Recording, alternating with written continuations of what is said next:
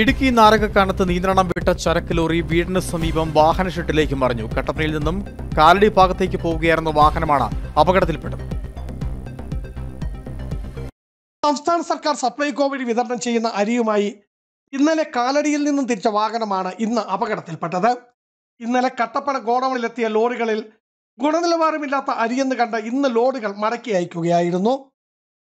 11ഓളം ലോറികളിലായി അരി കാലടിയിലേക്ക് തിരിച്ചു കൊണ്ടുപോകും വഴിയാണ് ഇടുക്കി നാരകക്കാനം കുരിശടിക്ക് സമീപം വാഹനങ്ങളിലൊന്ന് നിയന്ത്രണം വിട്ട് മറിഞ്ഞത്. പൂവത്തൽ ജസ്റ്റിന്റെ വീടിന്റെ വാഹന ഷെഡിലേക്കാണ് ലോറി പതിച്ചത്. ഷെഡ് തകർന്നതിനൊപ്പം ഷെഡിൽ കിടന്ന കാറും ഓട്ടോറിക്ഷയും പൂർണ്ണമായും തകർന്നു.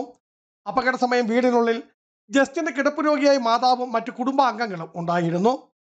തലനാരിഴയ്ക്കാണ് വൻ ദുരന്തം ഒഴിവായത്. പരിക്കേറ്റ ലോറി ഡ്രൈവറെ ഇടുക്കി മെഡിക്കൽ കോളേജിൽ പ്രവേശിപ്പിച്ചു. എൻ്റെ വീടാണ്. ഇപ്പം മേളിൽ കട്ടപ്പന ഭാഗത്തു നിന്ന് ഒരു ലോഡ് അരിയായിട്ട് വന്നൊരു ലോറിയാണ്. ഞാൻ ആ മേളിൽ കട നിൽപ്പുണ്ടായിരുന്നു. അപ്പോൾ അവിടെ നിന്ന് നേരെ വന്നൊരു തിട്ടാരി അടിച്ചിട്ട് നേരെ പോസ്റ്റ് ഓടിച്ച് നേരെ മുറ്റത്തേക്ക് പോരുവാണ്. മുറ്റത്താണ് കിടക്കണം. അപ്പോൾ ഇത് ഒരു അപകടങ്ങളമായി. ഇന്ന് പല അപകടവും ഉണ്ടായിട്ടുണ്ട്. കാരണം 18 വർഷം മുമ്പ് ഒരു കസായ കഴിച്ച് ഇതുപോലെ തന്നെ ഒരു ലോറി ഇതുപോലെ തന്നെ മറിഞ്ഞ് മുറ്റത്ത് വന്ന് അന്ന് മുതൽ ആവശ്യപ്പെടുന്നവർ ഇവിടെ ഒരു സംരക്ഷണ വ്യക്തി വേണോ. KL 44A 9535 നമ്പർ ലോറിയാണ് അപകടത്തിൽപ്പെട്ടത്. സമീപത്ത് നിന്നും ഇലക്ട്രിക് പോസ്റ്റ് തകർത്ത ശേഷമാണ് ലോറി ഷെഡിൽ പതിച്ചത്. ഇടുക്കി ഫയർഫോഴ്സും പോലീസും സ്ഥലത്തെത്തി മേൽ നടപടികൾ സ്വീകരിച്ചു. ഇന്ന് വൈകിട്ട് 5 മണിയോടുകൂടിയായിരുന്നു അപകടം. ബിജു വൈശൻ പറമ്പിൽ, ഇടുക്കി വിഷൻ ന്യൂസ്, ഇടുക്കി.